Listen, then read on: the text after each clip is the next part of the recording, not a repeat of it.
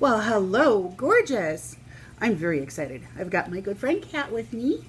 She is a licensed esthetician and cosmetologist. So I said I was going to bring her on for a little, this is what I like, this is what I don't.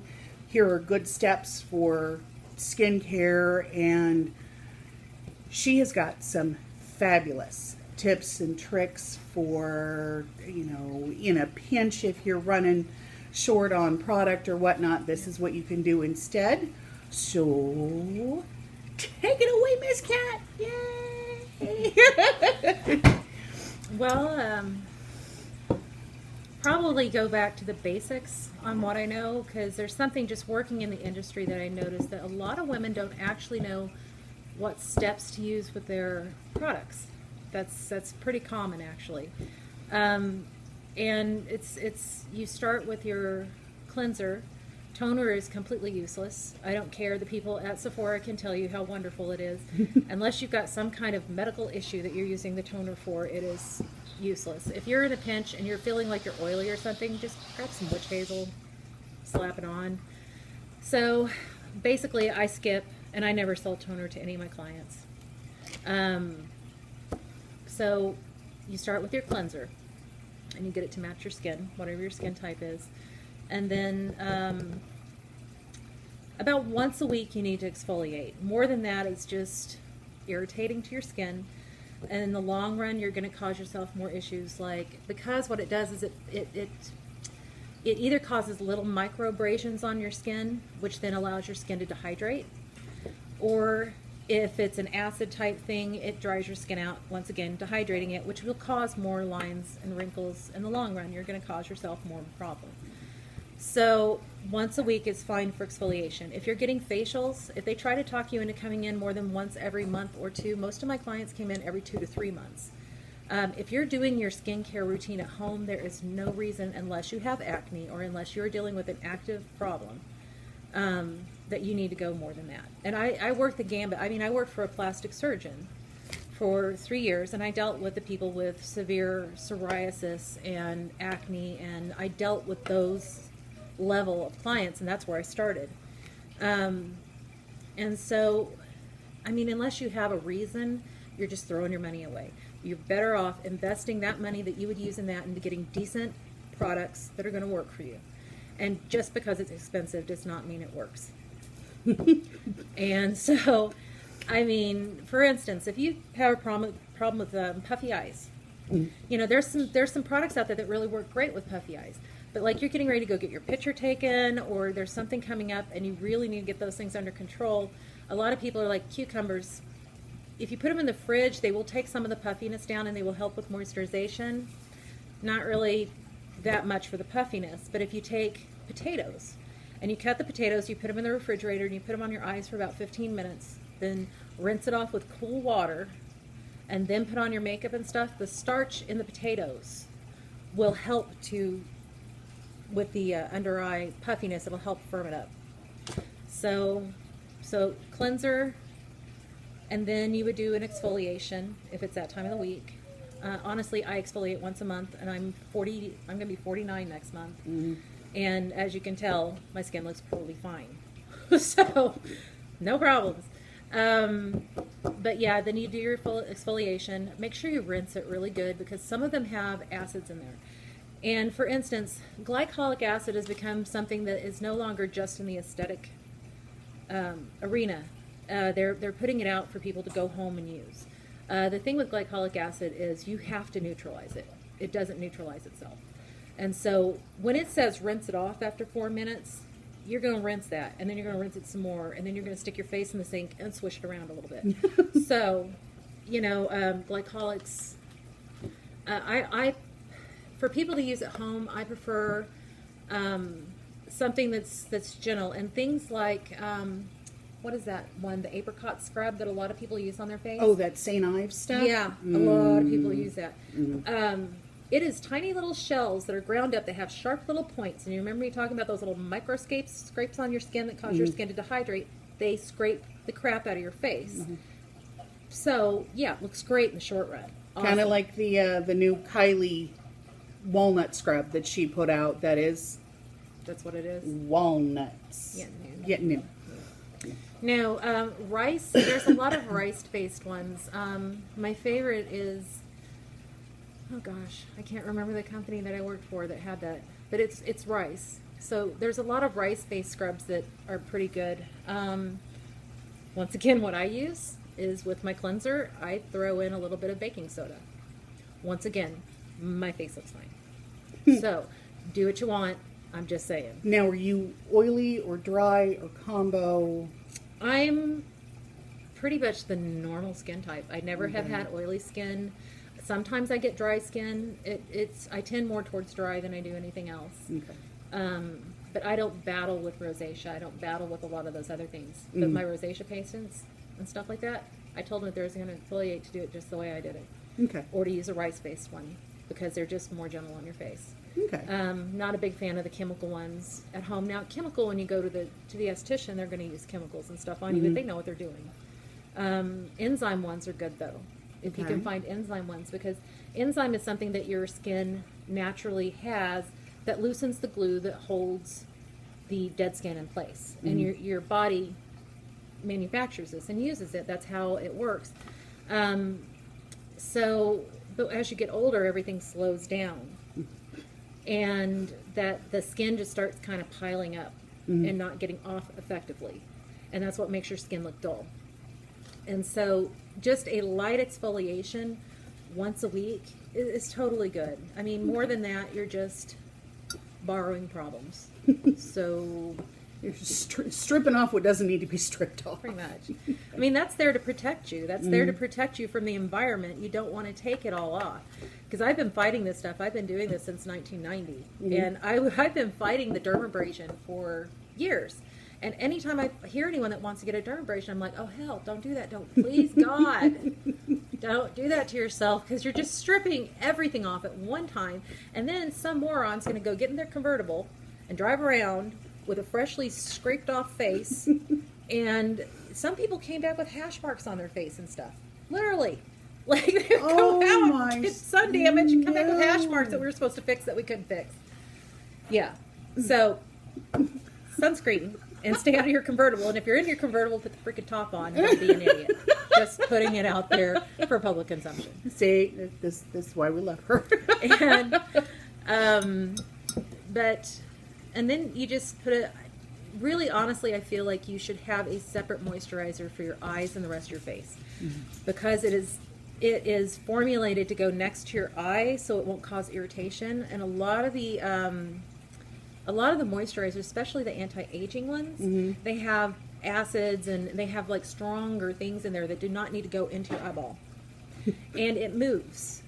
And so when you put on eye cream, you're going to dot right here, and then you're going to take it in. You do not take it all the way up to here because it travels.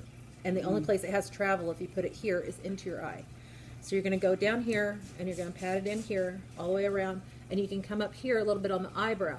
But this is going to travel even more because it has gravity helping it.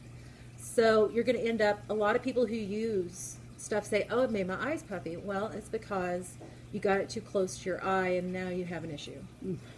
You know, you put on your eye cream and your facial moisturizer. Always take your facial moisturizer down your neck, onto here, because as you get older, this is going to be the first place you see it is on your décolleté. This décolleté needs to be treated. When you treat your face, everything, you treat your décolleté too, because that shows. That's just like your face. It's out there. So you want to treat that. And there are some of us who have lots of sun damage. And you didn't put sunscreen on there and stuff like that because you think sunscreen on your face. Now, this area, believe me, you're gonna thank me when you're my age that you did this, because I started doing this stuff when I was 30, and I don't have any sun damage here. Yes. You know, I have some of this stuff, but that's hereditary. I mean, some things you can't get rid of. It's just, it's going to happen, and you just have to be okay with it, because we don't, you know, you're perfect no matter if you have wrinkles or not. I don't care. Nobody cares. You're the only one that cares. It's okay. I care. Yeah, I know. I care. I have wrinkles. I care. People care about their wrinkles, but it's, I worked in the industry long enough that I got really upset with the industry in general, because it makes us not okay with ourselves. you are not what your face looks like. You are not what your clothes are. This is not you. But they have us convinced that you have to look a certain way. You have to be a certain way. When you get older, you're more unattractive. And I'm sorry, I look damn good, and I look better than I did when I was 20. So, I mean, but then there's other people who would be in my exact same position, and they'd be saying, oh my gosh, because I have these. This is all dropping. This is It's me. That's gravity. I earned that. That's nature. Okay, where is that? Moisturizer. Now, I have been seeing videos where you do your eyeshadow first and then the foundation. Like, she told me about it, and I went and looked it up. I'm like, that's going to end up looking muddy. And I worked in the makeup industry too. I mean, I traveled with all these companies and stuff. Where that came from, I don't know. Don't do that. And people sell, unless you have like oily eyelids or something, you don't need to buy primer for your eyelids. There's people who swear by it. I know you like it. I just use my I use my foundation. Yeah, I use my foundation and my concealer. Yeah. I don't even use concealer anymore because concealer tends to get in the cracks and crevices and make them look deeper. So I quit using concealer about 4 years ago. Yeah. But yeah, I mean, you're going to first do your concealer. And you do it very lightly because you're going to have a second round with your concealer. You're going to go concealer, the areas that you're going to have it. Like, I have to have it right here when I use it. I have to have it here because I've got allergies really bad and my eyes are just ringed with red all the time. And so I know I'm going to have that. So when I use concealer, and I'm not using it right now, this is just foundation. And I'm going to be honest here, it's CoverGirl. So it's not even good foundation. But you're going to do concealer and then you do your foundation. And you don't do concealer all over your face, especially if you're prone to break out, because concealer will make you break out. It's thicker. So just put your foundation on, and if there's something else that needs to be concealed, then you go back and conceal spots and stuff like that after you do the foundation. But areas you're going to have it, like some people have a lot of broken capillaries around their nose. Cover that crap up. Yep. Cover it up. I have a bunch of broken capillaries on my eyelids because of my allergies. So I cover it up. Then you put your foundation on, and then powder, however else you want to do the rest of it once the foundation's on. If you are using, I personally will not use loose eyeshadow because it looks like someone's been beating on me. I think that's why a lot of people do their eyeshadow first and then they do their foundation, is because they end up with a lot of fallout from their products that they use. And here's what you do. Yeah. This is a professional trick I'm going to show you here. It's pretty impressive. Okay. You take this before you start going, and you hold this with one hand, and then you get your eyeshadow stuff, and then you put it on. And when you get done, you pull this off, and all the crap is down here. I usually, even before I pull this off, I will use a powder brush just to lightly brush off anything that's still sticking. And then you pull this off, and you don't have any goop. You don't have glitter where you don't want it. Right. That kind of thing. So that is from the professionals. I don't want to tell you how much I cost to go to school to find this. But yeah, just like this. And you'll see them do it like at Sephora and stuff like that. Yeah. But you can do it yourself. I mean, and they've even got those little things that you can buy that do exactly that. Yeah. They stick on. And cheap. Yeah. I am cheap. So, but yeah, I mean, there's things you can get that help with that. But I just use usually Kleenex. I just have Kleenex setting by where I do my makeup. If you screw up, get a Q-tip wet. Like for say who's not done. You're like working and you get your mascara on and then you go to do the other eye and you come back and you've got futz all over here. Instead of like trying to wipe it, it's going to smear, and then once it dries, it's stuck. You're going to get a Q-tip wet and you put it on the spot and you roll it and pull it straight off. And when you do that, and every time you do it, you're going to flip it or use a new one because otherwise you'll get smearing. And then you go back and you lightly dust over it with the powder you were using right there. And that is the best way to get ick off. And that includes, like, I get it down here sometimes because my eyelashes are really long. And so I will get it everywhere. I don't do my bottom lashes because it just ends up, they're so long, it just gets all over my face. So I hate your lashes. this is so one coat jealous. of mascara. I'm so jealous. So, but yeah, that's pretty much the basics. I mean, if you use bronzer, don't use bronzer to contour your face. Bronzer is not meant to contour your face. Bronzer is meant to go where the sun would naturally hit you, where you stick out. That's where bronzer is supposed to go. If you want this contoured, you go in and you get a contour and you contour it. You don't use bronzer because you're going to end up with a big thing going on and it's not going to be defined, and nobody likes that. It's not good. Yeah, I mean, you can, but then you really got to work it out. You really got to work it out. Now, I see you dragged out some stuff here. I did. Some of your favorite products. All of this is either from Birchbox or Ipsy. Nice. I'm a big fan of Birchbox Yay. and Ipsy. Right now, my favorite thing, I got the full-size box like you did, and you reviewed it, and I have to agree. It's the best stuff ever. This came from one of them. It's by Marcel, and it's a Hydra C. And this eye cream has taken, I have little puff marks right here. And I can't cover them up or conceal them. I mean, there's no way to really get rid of them because it just looks like I have a little pocket of fat right there, which is what it is. Since I started using this, it has all gotten a little bit firmer, so it's kind of holding that in place so you're not seeing that. It really looks like I have two little bumps underneath my skin right here. And this, it's Hydra C by Marcel. I don't know where I'm going here. Is that right? That's good. That's Okay. good. Looks backwards to me. Yeah. And then this one that she reviewed. Okay, so the first couple weeks I used it, I was like, yeah, it's good. It feels good. Like it felt like it was moisturizing really nicely, and I wasn't having any weird reactions. Which with C is always dicey because some people just do not handle C. I normally don't handle C very well, and I was fully prepared to give this to Shell.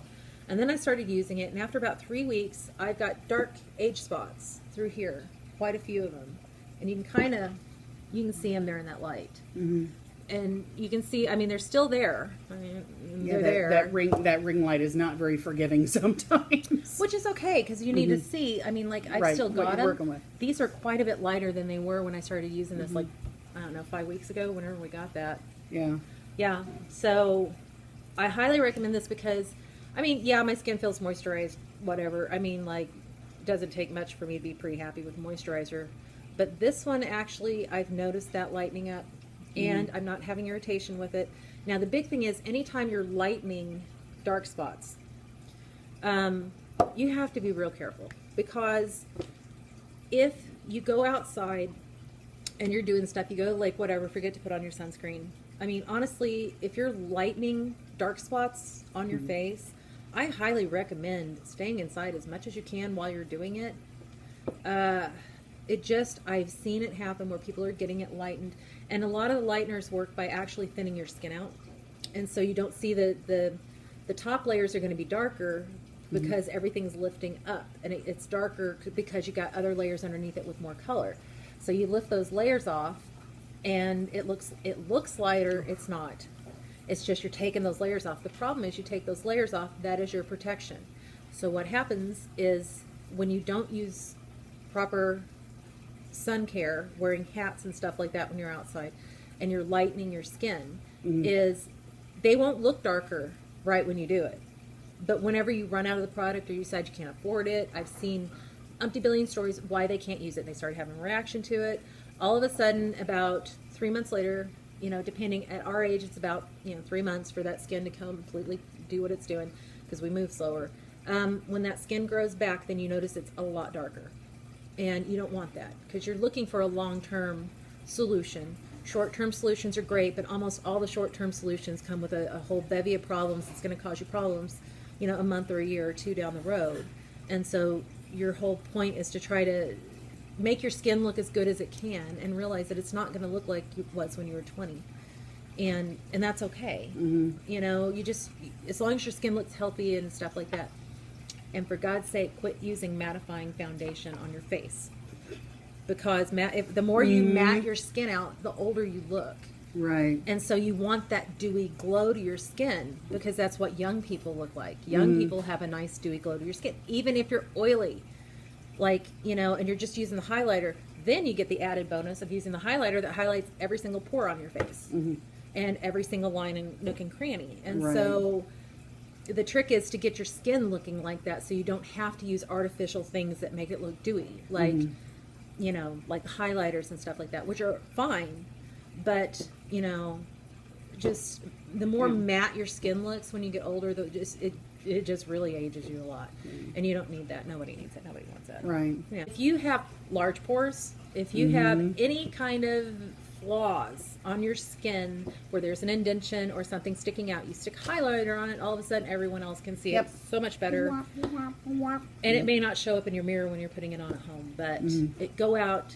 I always tell people, go outside. Like, if you're going somewhere where you actually care what you look like, which is not often for most of us, you know, but go outside in your car and pull out a mirror, like when you're outside in the sunlight, and look at your makeup.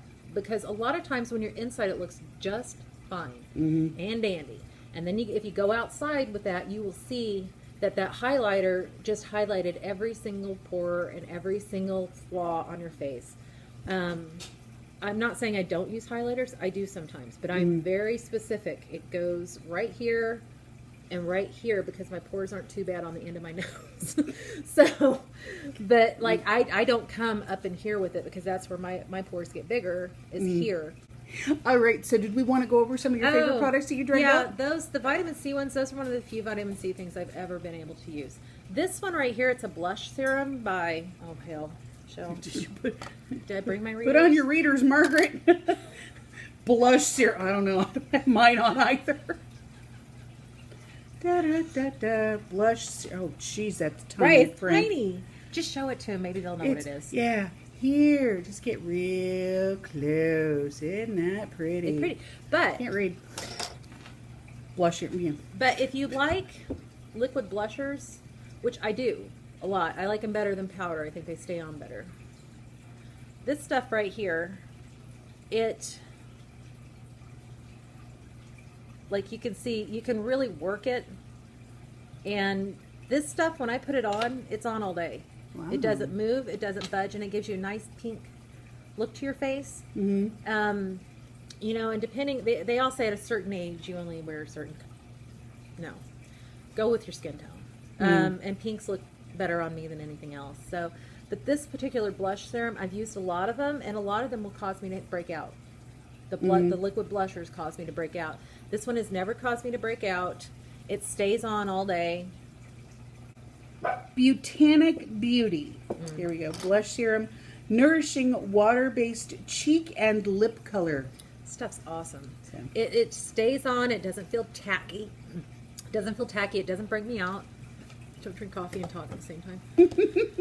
This stuff, Man Eater by Tarte. Okay. Oh, Tarte. I got this. We love Tarte. I got this in one of my bags and started using it. And I don't know if you can see. That's one coat. Okay, now granted, my eyelashes are stupid long, but that's one coat. And this stuff doesn't irritate. I have a heck of a time finding mascara because my eyes are so sensitive that there's been times where I go, you know, I try 6 or 7 mascaras and I can't use them. I have to give them away. Wow. Because this is 4 coats. You can't even see them. This is 4 coats of Lash Paradise. Well, I mean, they look nice and dark. They're very black. They're not long. Well, no. It didn't add length. It added bulk. You got a lot of bulk. I want length, and I'm still looking for a good mascara that gets length. No.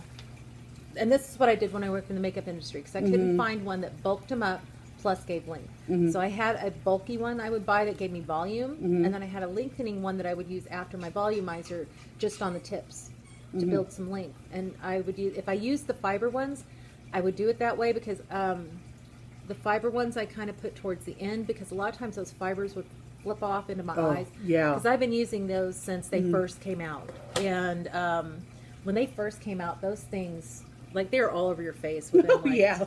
You look like you had bugs all over your face or something. It was nasty. I do like the Marcel foundations. Have you tried those? Not yet. Marcel is one of those lines that is through Birchbox, I believe. Okay.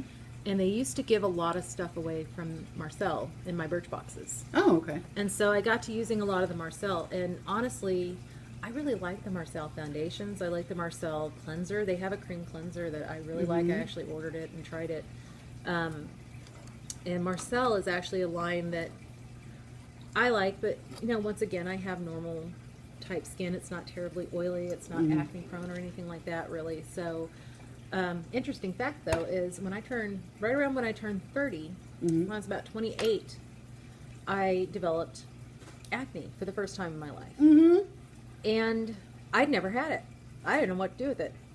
Yeah, So I dealt with it. surprise. I dealt with it for 2 years and got myself enrolled in aesthetic school and all that stuff because I wanted to figure out how to fix this because I was like, and then I'm going to teach other people how to fix this because it's got to be easier than what these people at the makeup counter and cheaper than what they're trying to tell us. Right. And voila, it was. But I had to do a lot of digging because the cosmetic industry has us by the short and curlies. We believe anything they say, and it's not always right. Yeah. A lot of the old folklore type stuff works. Some of it's crap. But, like witch hazel. Witch hazel's awesome. Oh my God, it's so good.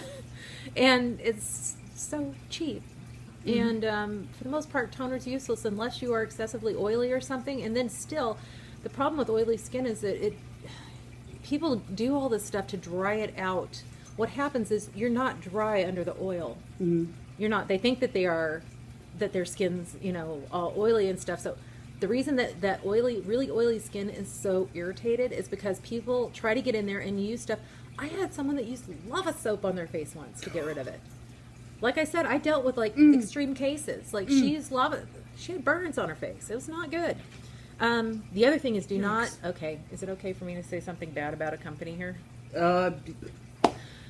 I cannot tell you how many times I had to fix people's skin after they started using the Oil of Olay anti-aging line. People would come in and I had to get them off of that crap and fix a boatload of problems that they were having with their skin, and most of it was fixed by taking them off of that and putting them on gentle stuff. Wow. People with oily skin do not need to stop using moisturizer. They do not need to stop, oil is not bad for oily skin. People are like, I don't want to use that. It has oil. I have to use everything oil-free. Oil is not bad for oily skin. It's not. Underneath all that oil, you are probably dry and probably sensitized, because that's what happens with oily skin is you start putting all these things on there to dry it out, like sea breeze and all kinds of crap. And I have people that were using straight up alcohol or peroxide on their face, like seriously. I'm like, dude, I understand the theory behind it. See, this Hydrogen peroxide is not benzoyl peroxide. Yeah. Let me get that real clear. Not the same thing. No. You can't just get that stuff out of the little brown bottle and slap it all over there. No. Not the same thing. Okay, it is kind of the same thing. But the benzoyl allows the peroxide to penetrate that pore and get down inside the pore to get to where it needs to kill the bacteria. Peroxide stays on your face because it can't penetrate your skin by itself. It has to have the benzoyl to get the peroxide down there, to get the oxygen down there to kill the bacteria. Wow, And that's why benzoyl peroxide works. However, your skin builds up a tolerance to it. Some people within 3 months, some people within a couple years. So I always had my clients on a routine. My acne clients, they would stay on the same stuff with the benzoyl peroxide, which works. That's why people love Proactive. Okay. It works. It does. But then your skin gets used to it, and you're like, why isn't this working anymore? Because your skin routine has to morph as you're going, because your skin gets used to things, and then it quit working. So you don't want the benzoyl peroxide to quit working. And so what you do is every 3 to 6 months you switch for about a month onto something without benzoyl peroxide in it. Just regular stuff. And yeah, you might get a little bit of breakout in that time. Suck it up and deal with it, because you don't want that stuff to quit working, because if it quits working, it can quit working for quite some time. And then you got a mess on your hands. So benzoyl peroxide is one of the few things that actually work on acne. So does sulfur. Sulfur works pretty well. It is very drying. A lot of people are using these charcoal and clay masks. Once again, very drying. Okay, but they will work if you use them every now and then.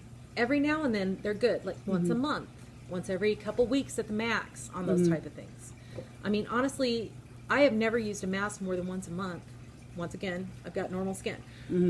But if you're trying to treat something, if you have any questions, I'm more than willing to answer questions about acne care, because that's what I did. That's my passion.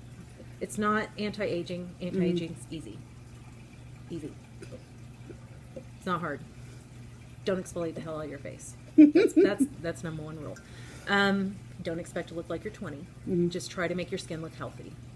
and that will take a lot of years off your face right there. Rather than dermabrasion, do not do dermabrasion. I don't care. Ever. They can Ever. all.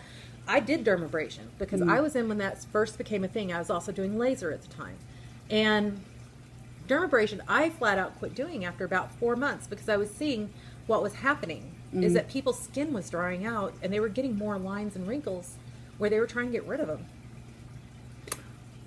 Here's a thing. I'm gonna probably call it a trend. Vampire facials. Have you heard of those?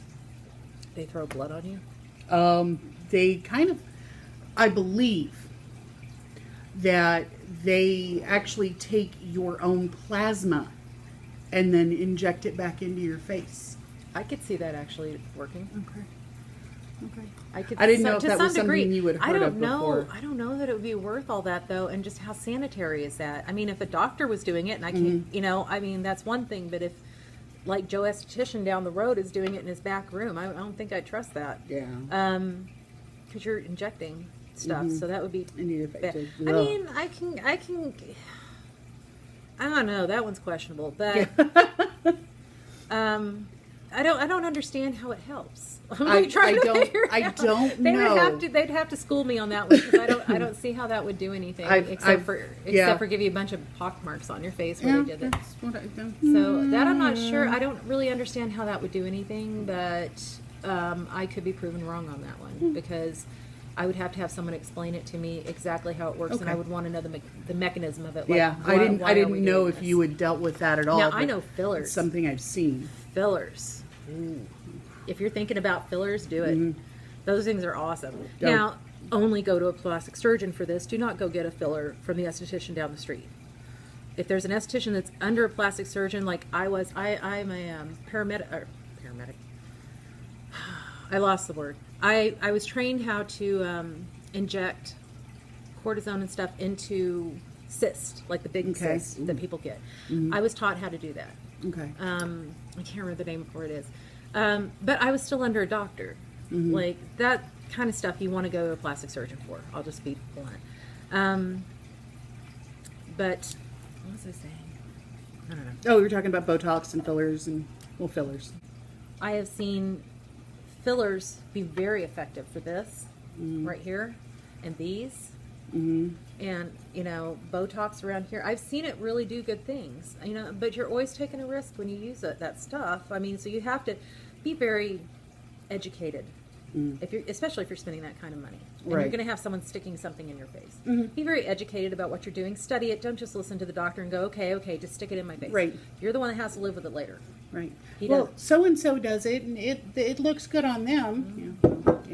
I mean, ain't no one sticking a needle in my face without me knowing exactly what we're doing and where we're going with that. So, but so if they have additional questions, we can put them in the comments down below. Or, You'll have to poke me, you know how I am. Oh, well. Yeah. Poke, poke. I mean, You if gotta there's, comment, and if poke, there's poke. enough people that comment and have questions for me and stuff like that, we can do this again. Yeah. Oh, absolutely. I If don't we've have a got single problem. specific questions, absolutely. Put them in the comments down below. Hit me up on Twitter or on Instagram. They're, as always, down in the comment box below. But yeah, if you have specific questions for her, let me know. And if we get a few, we could do this again. It's, just coming over and fighting her animals instead of fighting mine. Yeah, I got a lot of animals. It's bad. And I got a fish tank going behind me. Yep. So if you feel like you need to pee right now, it's because there's a fish tank behind me making a lot of noise. So. But anyway, thank you guys so much. Thank you, Miss Cat. I've appreciated this. You guys have a great rest of your day. No, show them your nails. Show them your nails. Oh, new polish. New polish. Isn't that? That is LA Colors. I just got this in the mail. I can't wait to see the yellow one. She got a yellow one. I did. It's Yeah, it's like phenomenal. caution yellow. I thought So this pretty. was more, I thought like this it. was more lime green, but Dude, you could totally do that up with pumpkins or something at Really? Halloween. That's awesome. Right? yeah, right. Anyway, you have a good rest of your day. We are out of here. Remember, like, subscribe, share, because we're going to be sharing this with a lot of Cat's friends. So share and subscribe. Mwah. Love you guys. Bye.